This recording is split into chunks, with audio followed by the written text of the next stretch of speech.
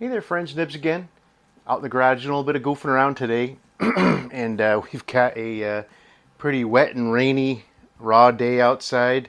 So I figured I would keep it inside and do a little bit of plinking, a little bit of goofing around.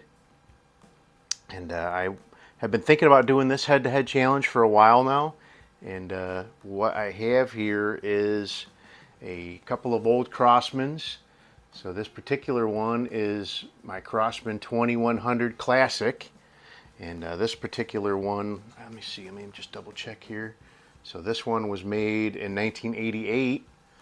And I picked this one up from a local shop. It's not in brand new shape, but it is in really, really good condition. And recently I installed the Buck Rail Suppressor kit on it. It's not super loud even before that, but it does have a pretty good bit of snap, especially if you go up to 10 pumps with it. But this makes it whisper quiet. And what I'm putting it head to head against is one that's a little bit newer, but not by much. This is my Crosman Model 66, and this one's actually a 66. Let's see, I got the bottle up or box up here for it. It's a 66 X4, I think is what it's called. This one, actually from the same gun shop that I bought the 2200, this one was in there, still in its original Crosman factory carton with the Crosman tape still on the box. It had never even been opened or taken out of the box. So definitely almost a time capsule there. This particular one was made in 96 per the date code, so not nearly as old as the other one, but yeah, still getting up there, just about vintage. Going on, what's that, 28 years, 27 years? That's pretty old for an air gun. But these ones I think are very closely related. I also, the barrel and shroud are very much the same, so when I ordered the silencer for that one from Buck Rail, I actually ordered two because I assumed that it would work, and it did. Worked on this 66 as well. I don't think he has it listed as working on a 66, but it does fit and works very well. I think he has them listed for 2100s and the 1000. I can't remember. It's a CO2 CO2 1000 something. I did a video 1077. Does that sound right? But anyway, we're going to do a head-to-head challenge here. I'm going to be using these very small targets, which I'm only shooting 7 yards here in the garage, 21 feet. But using those small targets would be like shooting, farther out, 10, 15, 20 yards at a, much larger target. So this kind of equalizes the playing field here, I guess you could say. But this one is the newer addition to the garage, so we'll go ahead and shoot this one first. 5 shots. And when I'm shooting these kind of budget-friendly guns, I try to use budget-friendly pellets. And these Daisy wad cutters are about as budget-friendly as you get. Local store has these regularly on their shelf, and I stock up on them for I think $5.99 for that plastic case of 500.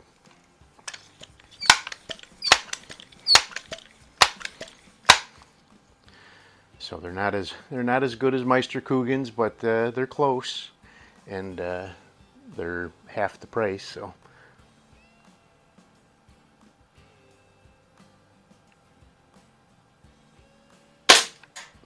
All right, a little off to the left.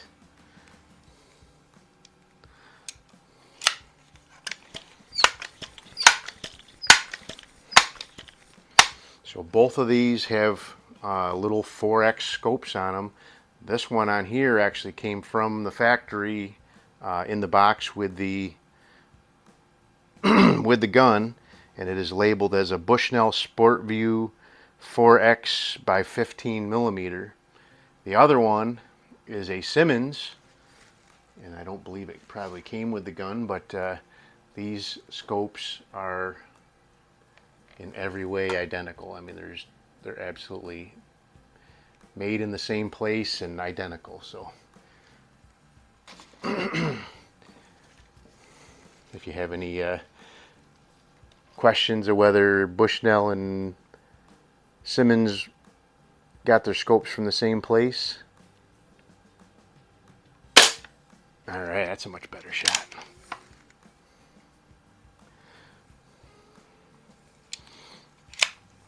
These are both very good shooting guns. Nice plinkers.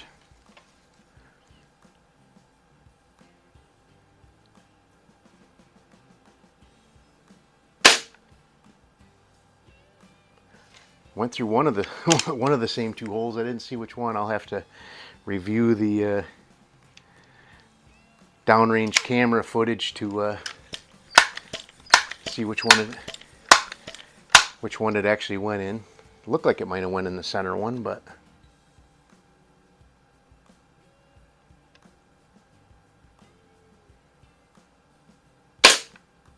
all right, doing good. These little bullseyes are tough to shoot. I've been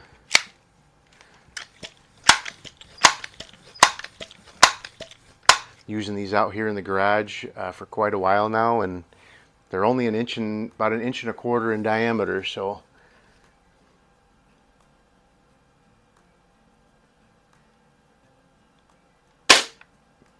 alrighty. Kept them all in the black. That's plan A, as I like to say. All right, got our 5 pellets out for the 2100. So there's things I like more about the 2100. One thing is it's a metal receiver. It just has a better feel to it. That one feels, it's right around the time when Crosman started really making things very light, very cheap. Cheap feeling anyway, and this one still has some weight to it, kind of actually almost has weight like a real 22.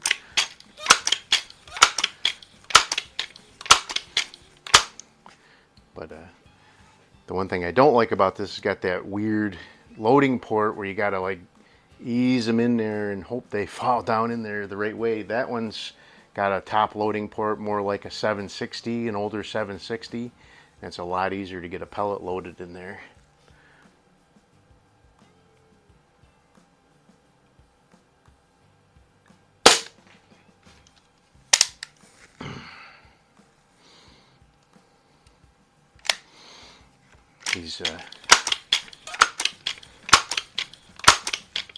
These little suppressors really do a good job. I mean, it doesn't sound like they're even shooting right, but they're definitely still shooting with some decent power.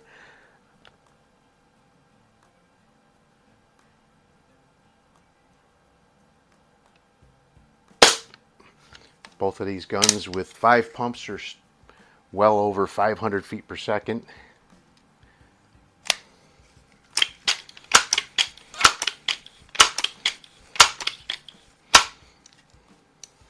Got some more Buck Rail toys coming. Should be in the mail coming in today.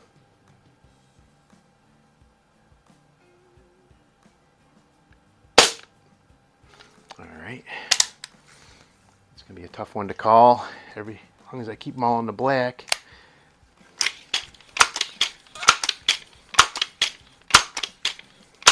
I do like these pump-up guns though. I grew up shooting them. Mostly 760s. I had a couple of 760s when I was a kid.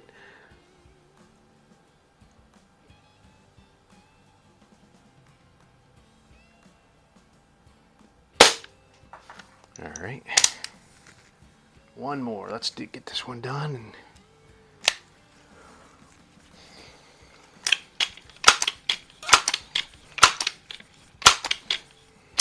So if you do want to take a look at these suppressors on Buck Rail's website, look down in the description down below. You'll find a link for Terry's website. Go over there and click on that link and go over there and shop. And these are very inexpensive and very effective. So tell Terry Nibs sent you along.